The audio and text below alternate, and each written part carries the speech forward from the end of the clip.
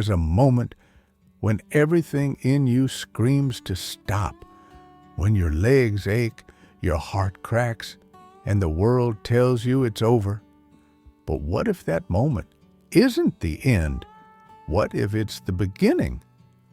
True strength isn't measured by how high you climb, but by how many times you rise after falling. This story is not about winning easily.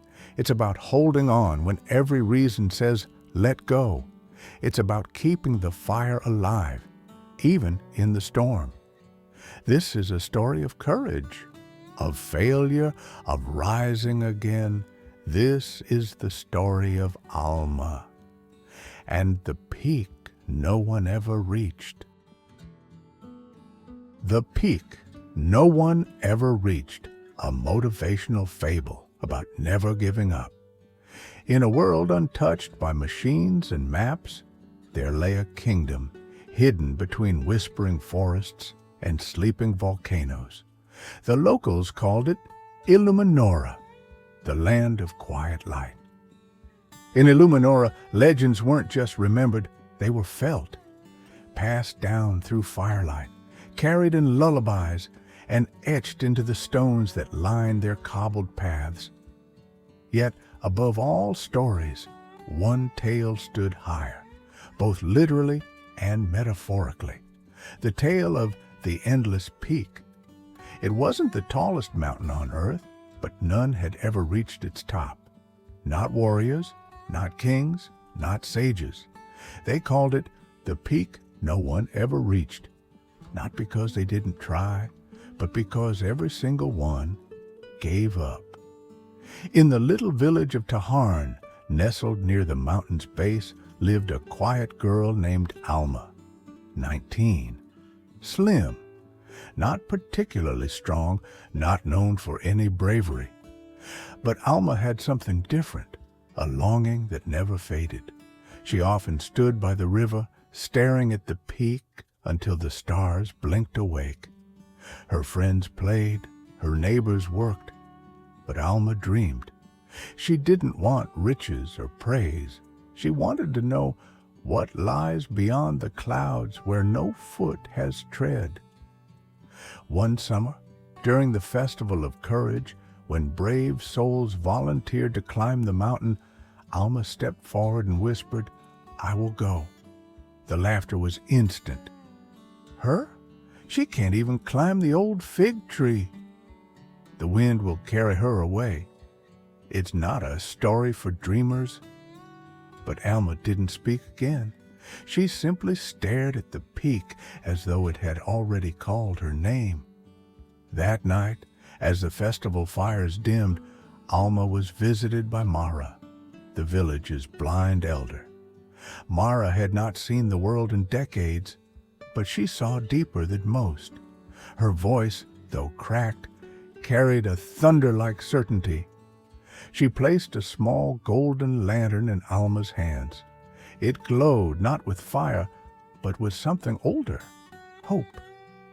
"This was your mother's," she said, "and hers before her.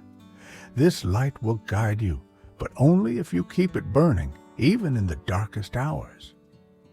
Alma held the lantern close. She said nothing, but in her heart, something had been lit. With no fanfare, Alma left at dawn. No sword, no companions. Just a satchel with dried fruit and herbs, the golden lantern, a smooth stone inscribed by her late father, "Fall if you must, but rise faster." The first days were gentle.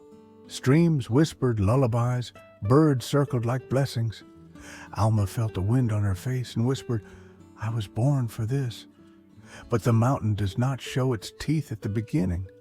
On the seventh day the forest thinned. Trees gave way to stone. Wind howled. Cold crept into her bones. And then the voices began, faint, ancient, cruel. "You don't belong here. You'll die like the others. Turn back before your name is forgotten." She clutched the lantern. Its glow dimmed. Her knees shook. Her breath stung. But she whispered, Even if I'm no one, let me die as someone who tried. On the 14th night, a storm roared unlike any she had known. Rain like arrows, thunder like war drums. She found a cave, collapsed inside, her body numb, her soul cracking. She thought of her village, her father, the warmth of a normal life. The lantern sat by her side, flickering. She reached for it, held it close, and said softly through tears, "I didn't come this far to stop now." On the 22nd day, Alma reached the final pass, a jagged stretch of crumbling cliffs, no trail, no markings. There, an old woman stood, cloaked in gray, eyes glowing like embers. "Why do you climb?" the woman asked. Alma, exhausted and bleeding, replied, "To find something worth believing in." The woman nodded. "Then know this, the mountain does not test your feet, it tests your fire." She vanished. Alma felt warmth in her chest again. The lantern brightened without touch. Day 30. She stood at the summit, alone, windswept, tears freezing on her cheeks. There was no throne, no crown, no voice from the sky. Only this, silence, peace, vastness. She fell to her knees, not in defeat, but in awe. She said quietly, "I made it. Not because I never fell, but because I never stayed down." When Alma returned, the village did not speak. They watched as she walked barefoot through the gates, lantern still glowing.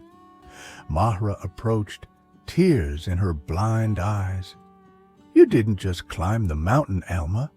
You brought its spirit back with you." Alma never asked for praise, but from that day forward, a new path opened along the mountain, marked not with flags, but with her quiet footsteps. No one laughed at dreams anymore, no one mocked fear, and every time someone was afraid to begin, the village whispered, "Don't let the lantern die." Alma didn't. Moral of the story, everyone has their own mountain, and not every summit is seen by the eyes. Some are climbed in silence, with broken hands and hopeful hearts. But if you keep moving, if you protect your light, you will rise, and your story will lift others like a lantern in the dark.